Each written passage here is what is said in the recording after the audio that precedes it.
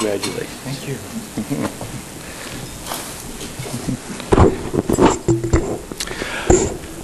Thank you, Rick, and good morning. It's wonderful to look out and see so many faces really ready to get on with today's program. So knowing that's the case, I will be brief in my remarks. But before I say anything, I would like to take a moment and ask three individuals, Gary Puma, Bill Jansen, and Tom Lyons, to please come up on the stage and be recognized for your many years of service. Are you here? Yeah.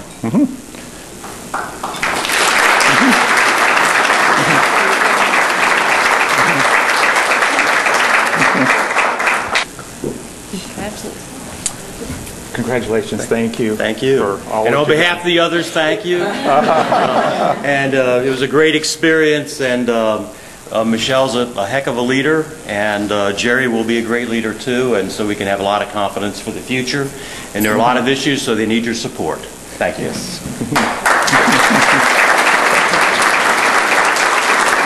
To work with and have the support of an experienced and knowledgeable leading age staff led by President and CEO Michelle Gould. Thank you. Michelle and her team will be critical to our organization's success in 2011 as they help keep us current on local and national events. There's much that's going to be happening in terms of trends, of legislation, that is going to be impacting our work with a growing aging population. And we look to our leader, Michelle, and staff to be providing much of that direction for us as we go forward. And this is the very purpose of why we have all come together this morning, to keep current, to share best practices, and maybe more importantly, to identify new and better ways to address the challenges that we all face in the field of not-for-profit senior care.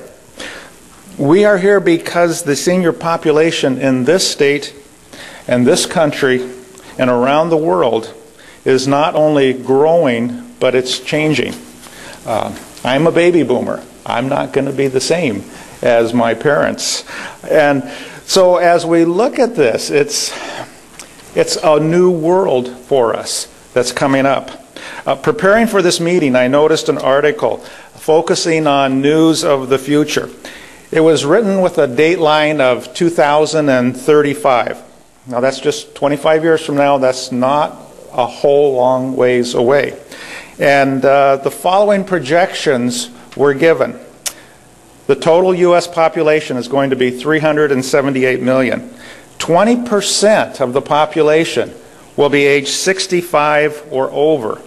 You know, you compare that to 4.1% in 1900 and 12.4% in 2005. That's a huge change. That's going to dramatically alter how we live our lives. 33.7% of EDR, or elderly dependency ratio, of people 65 and over and possible retired, compared to the 15 to 64 who should be working. You know, so this is up from 18.5% in 2005, doubling these things. For every one retired person, there will be just 2 people working, compared to 4 in 2005. So who's going to create the funds? How are we going to support this? What's going to make this work? You know, we need to be figuring this out. We can't leave it to somebody else. Medicare costs in 2035 could reach 7.5% of our gross domestic product. That's huge. Population over 80 will be 23.8 million. That's 6.3% of the population. It used to be a tiny, minuscule percentage of the population.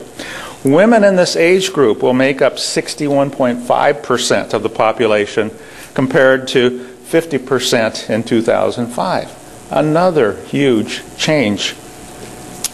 What is the fastest growing segment of the U.S. population? It's the centenarians. At Cranes Mill, our continuing care retirement community, we're surprised because we keep getting these birthdays of people who are over 100 years old. How many people do we have over 100 years old at Cranes Mill? 5, yeah. 5 people. Where it used to be that you would find 5 centenarians, in North Jersey. Now we have 5 just at Cranes Mill. So this is dramatically different. We're living longer, we're doing more, there's less money. All of these things add together not to create a bad picture of the future or a bleak picture, but simply a different picture. And worldwide we have the same trends. The 65-plus population, statisticians project between 2000 and 2050 will increase 147%. So these statistics could be either scary for us or they can be enlightening and challenging. And that's where we need to go as we go to the future. You have to agree, we have our work cut out for us. And at LeadingAge, that's what it means. We are leading the process of growing older. We're leading in terms of helping our country understand how we work with our elderly. We need to be leading in creating new programs and understanding. That's why LeadingAge is so important. We can join forces, we can work together, fulfilling our mission of advancing quality aging services in New Jersey, particularly in New Jersey, because New Jersey, I grew up in the Midwest. I had to learn that New Jersey is a place like no other. And that's both good and interesting. Yes. And so there's many areas of interest and concerns that LeadingAge New Jersey will need to study and address over the next couple years. And would like to mention just 2 of them today. First of all, the economy. Poor investment returns have reduced the anticipated nest eggs of many of our seniors. And the baby boomers are all going to have to work longer.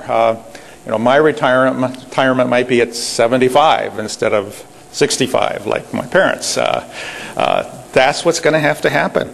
And how this impacts our industry, well, for starts, senior housing must increase, it must diversify, so that those age 65 and over have more choices, both financially and in the products and in the way that we serve people.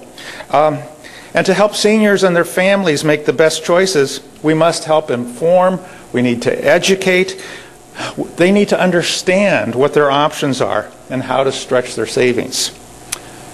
The second important thing, there needs to be realistic planning to address the needs of the aging population, because it's going to become more complex. It's not going to get easier. It's going to be more complicated as our society advances in age and technology. For instance, the technology is changing so rapidly. Communications devices that we buy today are outmoded in 6 months. I mean, there's no worse crime than having a 2-year-old cell phone.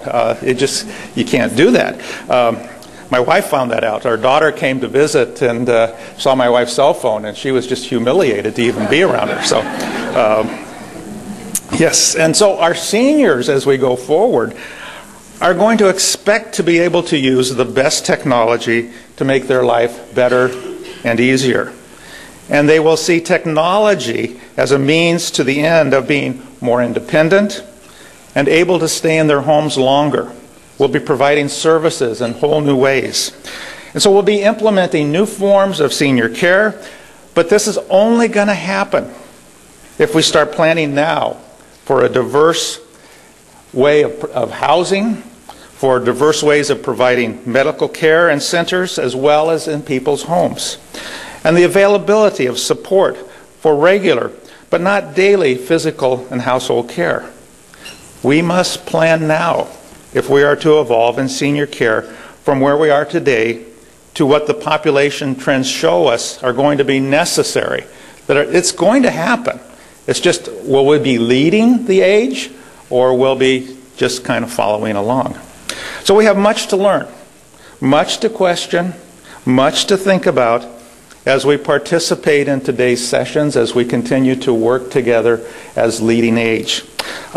So I hope that we can apply what we have gained this week in our own organizations and look forward to working with all of you over the next year. Keep in mind that for us and our program participants, the best is yet to come. Lots of challenges, but the best is yet to come. So it's now my pleasure to introduce Michelle Gould to give the President's report. Michelle.